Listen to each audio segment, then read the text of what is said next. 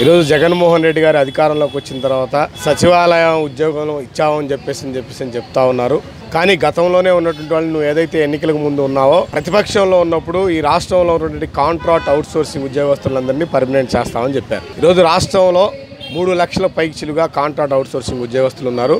కానీ వాళ్ళ పర్మనెంట్ ఇంతవరకు జరగలేదు. రాష్ట్ర వ్యాప్తంగా అనేక మంది కాంట్రాక్ట్ ఉద్యోగస్తులు కానీ అదేవిధంగా స్కీమ్ వర్కర్లు కానీ వాళ్ళకి ధరలకు అనుగుణంగా వాళ్ళ వేతనాలు పెంచమని చెప్పేసి ఈ రోజున రోడ్డు బాటను పట్టారు. గతంలో వర్కర్స్ దాదాపు 16 రోజులు సమ్మె చేస్తారు. అదేవిధంగా శిక్ష ఉద్యోగస్తులు దాదాపు 20 రోజులకు పైగా సమ్మె చేశారు. వాళ్ళకు కూడా తాత్కాలిక ఫలితాలు దక్కినాయి. వాళ్ళని కూడా ఈ రోజున సమ్మె చేస్తున్నారని చెప్పేసి చట్టబద్ధమైన సమ్మె చేస్తే వాళ్ళని సర్వశిక్ష ఉద్యోగులని రాష్ట్రంలో ఉన్నటువంటి వాళ్ళని కొంతమందిని చేయడానికి టెర్మినేట్ నోటీసులు ఇచ్చారు. అదేవిధంగా వాళ్ళ అంగన్వాడీలు గత 39 రోజుల నుంచి సమ్మె చేస్తున్నటువంటి అంగన్వాడీలు చట్టబద్ధంగా 25 రోజులు ముందుగానే సమ్మె నోటీస్ ఇచ్చి సమ్మె చేస్తూ ఉంటే ముందు సమ్మెకి దిగక ముందే సమ్మె 12వ తారీఖు నుంచి జరుగుతూ ఉంటే సెంటర్లో తాళాలు పగలగొట్టించడం, సచివాలయం ఉద్యోగస్తులను తీసుకొచ్చి మేము ఉద్యోగాలు చేపిస్తామని చెప్పడం, కలెక్టర్ల చేత నోటీసులు ఇప్పించి బెదిరించడం, దేనికి బెదరకుండా ఈ రోజున అంగన్వాడీలు సమ్మె చేస్తూ ఉంటే వీళ్ళకి ఏమాత్రం సంబంధం లేనటువంటి చట్టాన్ని ఎస్మా చట్టాన్ని తీసుకొచ్చి బెదిరించడానికి పెద్ద ఎత్తున ప్రయత్నం చేశాడు.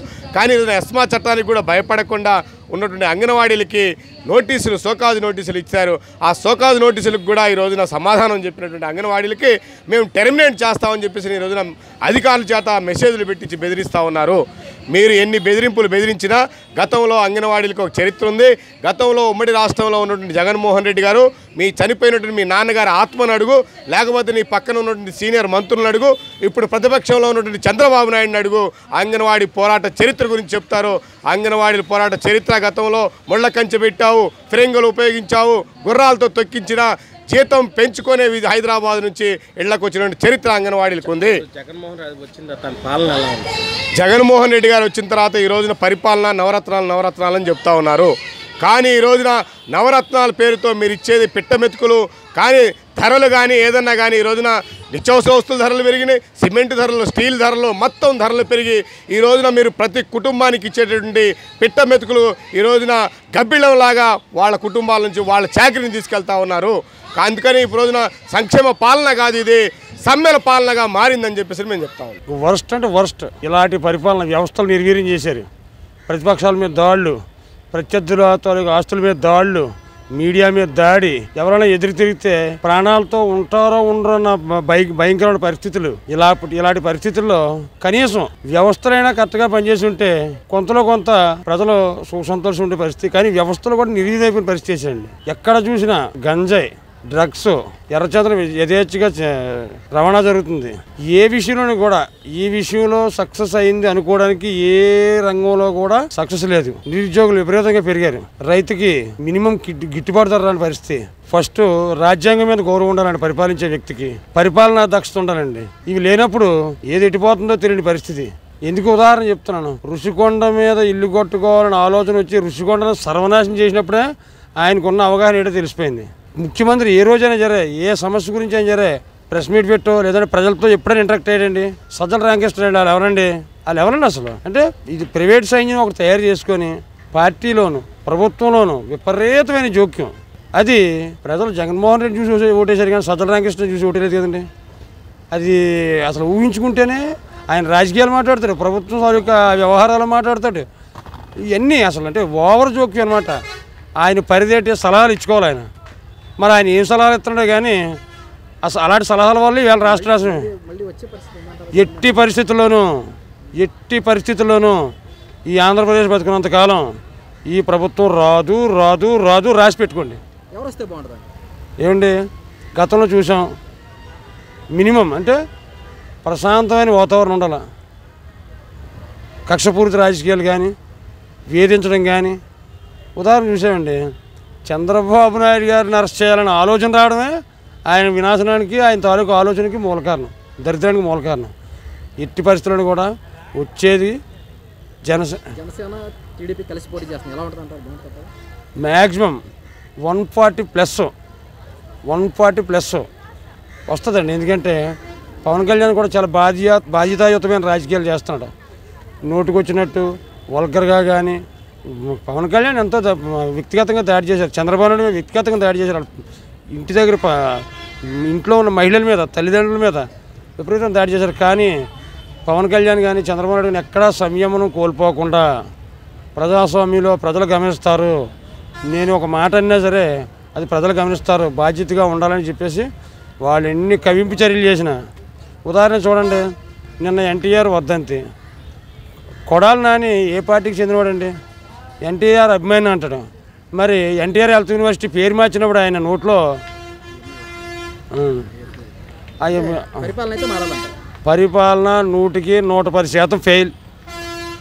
జగన్ రెడ్డి పరిపాలన చెప్పడం కొద్దిగా కష్టం అండి. బాగుందంటే ఏ విషయంలో బాగుందని ఒక్కసారి స్పష్టంగా చెప్పాలి.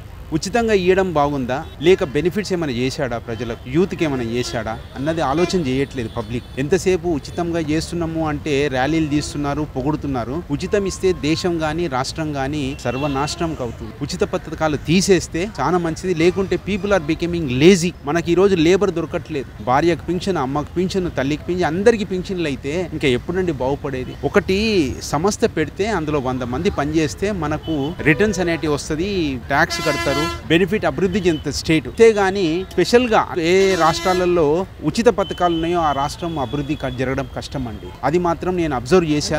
ఆయనకు చేయడానికి స్కోప్, విజన్ సరిగా లేకపోవడమే అనుకుంటాను నేనైతే. ఎందుకంటే స్కోప్, విజన్ ఉన్న వాళ్ళు ఇలా ఉండరు.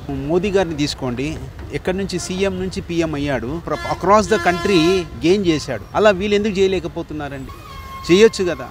సో అది మెయిన్ ఇంపార్టెంట్. వాళ్ళు ఒక్కసారి అది రెక్టిఫై చేసుకోవాలండి. ఎక్కడ పొరపాటు, విజన్ లేకపోవడము. విజన్ అంటే ఏ టైప్ విజన్ ఉంటే మంచిది అన్నది చాలా ఇంపార్టెంట్ అండి. ఏ టైప్ విజన్ ఉంటే మంచిది అన్నది వాళ్ళు కూడా ఆలోచన చేసి, వాళ్ళ దగ్గర అనలైసిస్ ఉంటారు, ప్లస్ ఐఏఎస్ ఆఫీసర్స్, ఐపీఎస్ ఉంటారు. వాళ్ళు జాగ్రత్తగా అనలైజ్ చేసింది పార్టీ ఇవ్వాలి. మేధావులు చెప్పినప్పుడు ఇని దాన్ని పార్టీ ఇవ్వాలి. మేధావులు చెప్పినప్పుడు వినకుండా నా సొంత తెలివితేటలతో చేస్తే మాత్రం కష్టం అవుతుంది. అదే ఇది ఫెయిల్యూర్ అని నేను అనుకుంటాను. పరిపాలన మీద పట్టులేదంటున్నారు.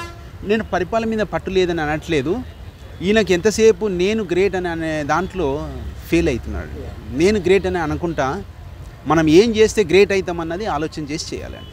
ఇదంతా చూస్తుంటే పరిపాలన మారాలంటారు. పరిపాలన మారాలంటే రైట్ లీడర్ కావాలి. ఇప్పుడు ఆంధ్రప్రదేశ్కి రైట్ లీడర్ అవసరం ఇప్పుడు. ఎందుకంటే ఒక దారిలో సక్రమంగా తీసుకుపోవడానికి ఓన్లీ బటన్ నొక్కడము తప్ప రోడ్ల అభివృద్ధి లేదు. సంక్షేమ పథకాలు అంటే ఇస్తున్నాడు బటన్ నొక్కి సార్, ఏమి ఇవ్వడం? అది పద్ధతి కాదు. అది ఉద్యోగ అవకాశాలు లేవు, ఉన్న ఇండస్ట్రీస్ వెళ్ళిపోతున్నాయి. వైజాగ్ స్టీల్ ప్లాంట్ కూడా వెళ్ళిపోతుంది. వైజాగ్ రాజధాని అంటాడు. ఎందుకు రాజధాని? 3 రాజధానులు అవసరమా మనకి? ప్రశాంతంగా ఉన్న వైజాగ్ సిటీని ఆ రాయలసీమ వచ్చే రౌడిజం పెరిగిపోవడం తప్ప ఇంకేం ఉండదు. డిస్కౌంట్ పోయింది, స్టీల్ ప్లాంట్ పోతుంది, ఇంకేం చేయాలండి? ఇంకా ఎందుకు అభివృద్ధి చేయలేకపోతున్నారు? అతను కరెక్ట్ చేయట్లేకపోతున్నాడు. ఎవరో చేయిస్తున్నారు అతను వెనకతను ఉండి. జగన్మోహన్ రెడ్డి పబ్లిక్గా వచ్చి చూస్తే బాగుంటుంది. ఎక్కడే రావట్లేదు. ఫ్లైట్లో వస్తుండే, హెలికాప్టర్లు వస్తుండే, చెట్లు నరికేస్తుండే. చెట్లు నరకడము చాలా కష్టమైన పర్యావరణానికి. ఇది వస్తాను హెలికాప్టర్లు వస్తున్నాడు, వచ్చిన దగ్గర మన అన్నిటికీ ఇది కట్టేస్తున్నాడు. నిత్యావసర భారీగా పెరుగుతున్నాయి. రోడ్లు కూడా ఎక్కడ బాగోలేవు. ఏ గొంతులో కూడా మీరు బండి మీద వెళ్ళినా, కార్ల మీద వెళ్ళినా ఎన్నో యాక్సిడెంట్లు జరుగుతున్నాయి. జనాలు చనిపోవడం జరుగుతుంది కూడా. ఈ రోజు చూసుకుంటే విజయవాడలో అంబేద్కర్ పెట్టారు. దానికి బస్సులు చెప్పడం తప్ప దళితులకి ఎటువంటి పనులు చేయట్లేదు. దళితులకి ఎవరికి ఏం చేయట్లేదు. ఎవరికో కొద్ది మందికి లబ్ధి తప్ప కొన్ని బస్సులు తీసేసుకుంటారట. ప్రయాణికులు లేకుండా పండగ సీజన్లో బస్సులు కావాల్సిన బస్సులు లేవు. ఇంకా ఏ విధంగా ఉంటుంది? అంబేద్కర్ దీని గురించి అన్ని బస్సులు కావాలంటే ఎవరు? అంటే ఇలాంటి పరిపాలన మళ్ళీ వచ్చేస్తానంటున్నాడు. వస్తే ఎంతవరకు అలాంటి పరిపాలన వైఎస్ రాజశేఖర చేసిన గాలి ఎవరు ఎంతమంది చేసినా సరే ఈ విధంగా చేయలేదండి. మళ్ళీ వచ్చేస్తానంటున్నాడు. ఎటువంటి పరిస్థితులు రాడు. ఎటువంటి పరిస్థితులు రాడు. పరిపాలన మారుద్దంట. పరిపాలన 100% మారిపోతుంది. పరిపాలన అంటే అందరికీ పథకాల మీద డబ్బులు వచ్చాయి. ఆ తర్వాత రోడ్లే బాగోలేవు. రోడ్డు ఎక్కితే భయం వేస్తుంది, వాహనాలు దెబ్బతింటున్నాయి. ఈ ప్రజెంట్ ఏంటంటే ఎక్కువగా ప్రయాణాలు ఎవరు కూడాను ఇంతకుముందు అంటే నడిచి వెళ్ళేవారు. ఇప్పుడు నడిచి వెళ్ళేవారు తక్కువ. అందరూ 2 వీలర్స్ 4 వీలర్స్ ఉన్నాయి. మరి ఎక్కడికి వెళ్ళినా గోతులు భయంలాగా ఉంది. అది ముందు చెయ్యాలి. అభివృద్ధి ఎందుకు చేయలేకపోతున్నాడు? అది ఉచిత పథకాలు పెట్టడం వల్ల చేయలేకపోతున్నాడు. ఉచిత పథకాలు వాళ్ళు అడగలేదు కదా, అడగకుండా ఇచ్చేస్తారంటే ప్రజలు ఏంటంటే మరి దానికి దాసోహం అయిపోతున్నారు. ఇప్పుడు అభివృద్ధి అనేది కుంటిపడుతుంది. లేదంటే మరి అతను ఉండాలి. మరి ముందు హామీలు ఇచ్చారు, ఆ హామీలను అమలు పరచడానికి కోసమని ఈ ఉచిత పథకాలు పెట్టారు. మరి ఉచిత పథకాలు పెట్టడం వల్ల ప్రజలందరూ కూడాను ఏంటంటే దానికి సంక్షేమ పథకాలు అంటే బియ్యం పథకం అవి అందుతున్నాయి. కానీ ఇప్పుడు ఇటువంటి డెవలప్మెంట్ అనేది ఉండాలి కదా.